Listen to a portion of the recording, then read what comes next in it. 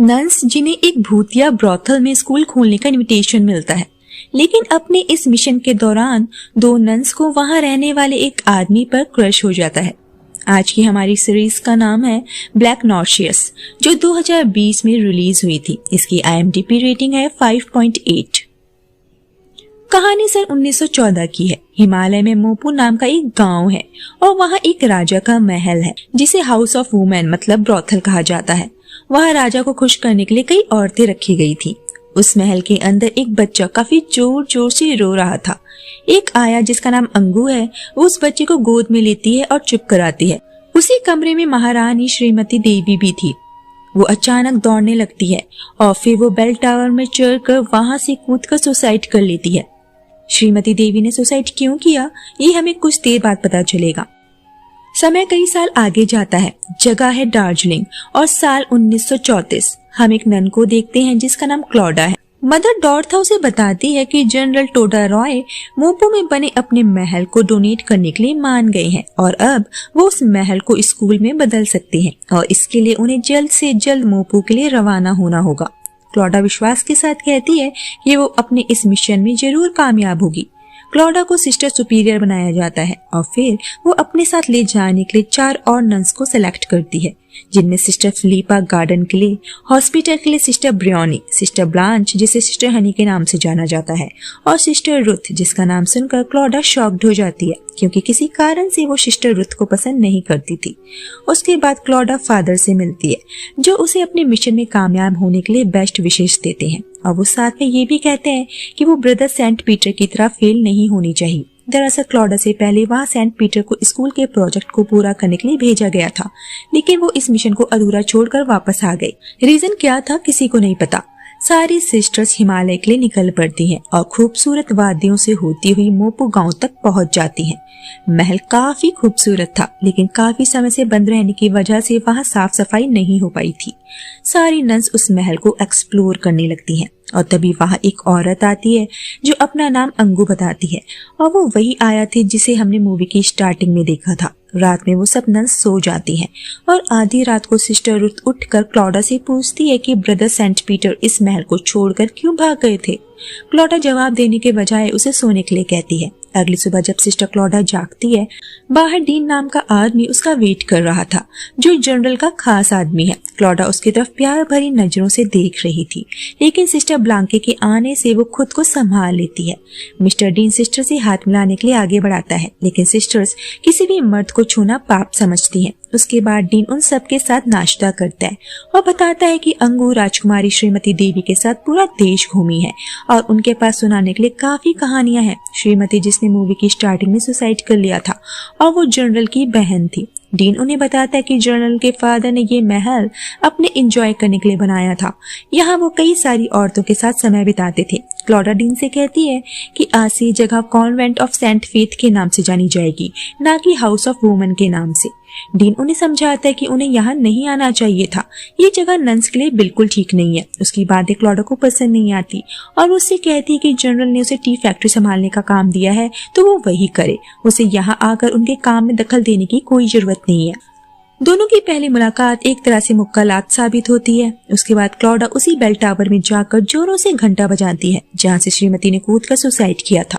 Sisters उस महल की सफाई करना शुरू कर देती हैं। सिस्टर रुथ नोटिस करती है कि उस महल का एक कमरा लॉक है जिनकी कीज उनके पास नहीं है और ये श्रीमती देवी का कमरा होता है। तभी उस कमरे के बाहर उसे एक मरी हुई बिल्ली मिलती है जिसे देख वो घबरा जाती है। अब शगुन होना शुरू हो गए थे। सिस्टर रुथ जब उस महल को एक्सप्लोर कर रही थी, वहां उसे एक बच्चा मिलता है। बच्चा बताता है कि उसे जनरल ने भेजा है और उसका नाम जोसेफ है। जोसेफ को इंग्लिश अच्छे से आती थी, इसीलिए वो वहां के लोकल नेपाली लोगों और सिस्टर्स के साथ अच्छे से कम्युनिकेट कर सकता था। जोसेफ बताता है कि जनरल यहाँ किसी भी वक्त आने वाले हैं। फाइनली जनरल वहां आता है अपने भतीजे दिलीप रॉय के साथ, जो श्रीमती देवी का बेटा है। जनरल सिस्टर से कहता है कि उसे ये जगह कभी भी पसंद नहीं आई क्योंकि उनके पापा यहाँ कई बुरे काम किया करते थे और उसकी बहन श्रीमती देवी की मौत भी इसी महल में हुई थी। वो चाहता है कि सिस्टर्स इस जगह को अच्छे कामों यानी कि गरीब बच्चों को पढ़ाने के लिए अच्छे से यूज करे। सिस्टर क्लॉडा जनरल से कुछ मजदूरों का अरेंजमेंट करने के लिए कहती है। जनरल इस बारे में उसे मिस्टर डीन से बात करने को कहता है। उनके जाने के बाद सिस्टर रुथ सिस्टर क्लॉडा से स्कूल के डेवलपमेंट के बारे में डिस्कस करना चाहती है, लेकिन क्लॉडा उसकी बातों में इंटरेस्ट नहीं लेती। सिस्टर क्लॉडा मिस्टर डीन के कैबिन को ऊपर से देखती है और फिर उन्हें एक लेटर लिखती है जिसमें वो गांव के बच्चों को यहाँ लाने के लिए कहती है।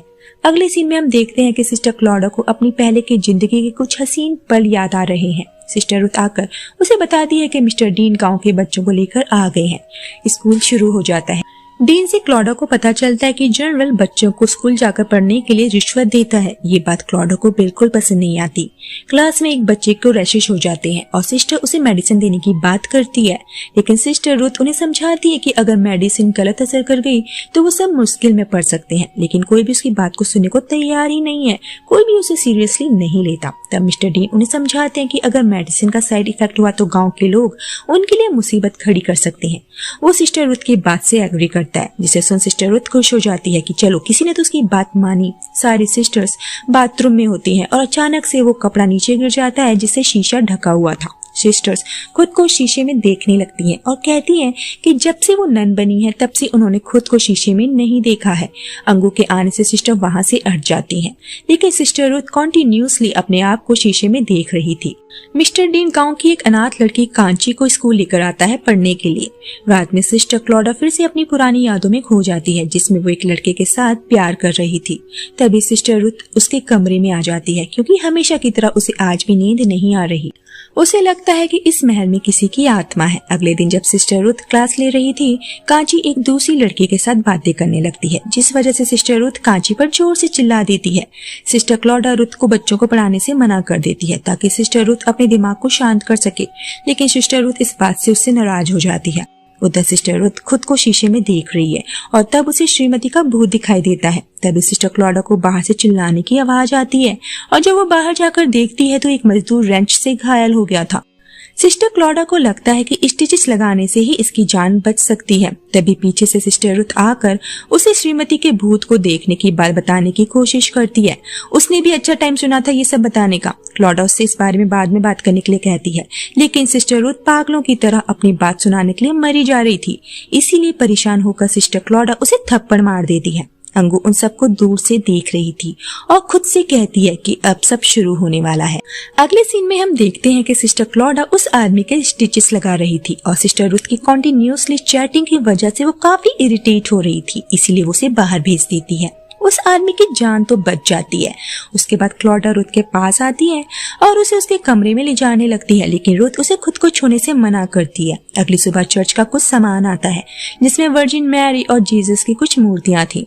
क्लॉडा को मदर डेब्रो का एक लेटर भी मिलता है। दरअसल क्लॉडा ने उन्हें लेटर लिखा था जिसमें उन्होंने सिस्टर रुथ को वापस दार्जिलिंग भेजने की बात लिखी थी। मदर डेब्रो लिखती है कि उसने फादर से रुथ को वहां से वापस लाने के बारे में बात की है और इस साल क्रिसमस पर फादर मोपो आएंगे और डिसाइड करेंगे कि रुथ को वापस जाना चाहिए या नहीं।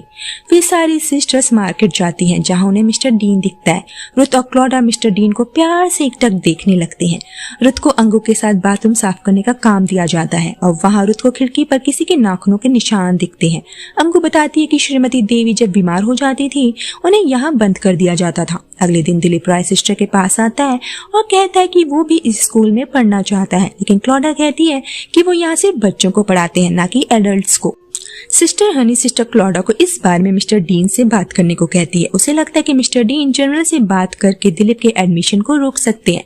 सिस्टर क्लॉडा मिस्टर डीन के कैबिन जाती है और देखती है कि डीन किसी नेपाली औरत के साथ इंटीमेट हो रहा है। उन्हें उस तरह देख क्लॉडा घबरा जाती है और वापस जाने लगती है, लेकिन फिर वो उस औरत को कैबिन से बाहर जाते हुए देखती है और वापस मिस्टर डीन के पास आकर दिलीप राय के बारे में बात करती है। लेकिन डीन को लगता है कि दिलीप राय का स्कूल में पढ़ना उनके लिए बेनिफिशियल होगा। दिलीप एक बिगड़ा हुआ लड़का है, लेकिन उसकी वजह से सिस्टर्स को कोई भी परेशानी नहीं होगी, और अगर उसकी वजह से कोई प्रॉब्लम होती है तो इसके बारे में वो डायरेक्ट जनरल से बात कर सकते हैं। रास्ते भर क्लॉडा अपनी पिछली जिंदगी के बारे में सोचती हुई जा रही थी, और ये उसके साथ तभी होता था जब वो मिस्टर डीन से मिलती थी। फाइनली दिलीप राय स्कूल आना शुरू कर देता है और सिस्टर को उसका बिहेवियर काफी पसंद आता है।